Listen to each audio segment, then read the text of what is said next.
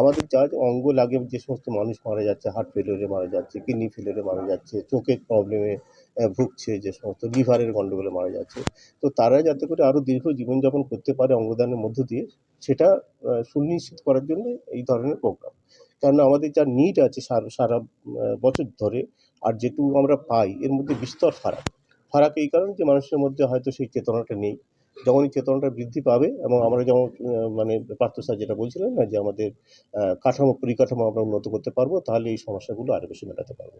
ফলে main objective হচ্ছে সাধারণ মানুষের মধ্যে অ্যাওয়ারনেস জেনারেট করা।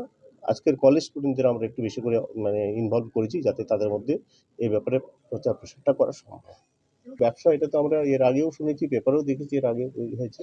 এই জায়গাতে যে আমাদের যে লিগ্যাল অ্যাসপেক্ট আছে, অর্গান ডোনেশন তো একটা লিগ্যাল ইস্যু। সেই লিগ্যাল অ্যাসপেক্টটা যদি তারা অবহিত হয়, যে লিগ্যাল ইস্যুটা যদি কেউ যদি ব্রেক করে এটা, তাহলে তার জন্য শাস্তিমূলক ব্যবস্থা আছে, গভর্নমেন্ট তার ব্যবস্থা নেবে, এবং সেটা হচ্ছে ভালো রকম একটা শাস্তি রয়েছে। যে কারণে এই লিগ্যালিটির বিষয়টাকেও অবহিত করা প্রয়োজন। শুধুমাত্র অঙ্গদানের প্রমোশন না, তার সঙ্গে লিগ্যাল ইস্যুটা, ইলিগ্যালি কেউ করলে এটাকে কিন্তু গভর্নমেন্ট তাকে কিন্তু ছাড়বে।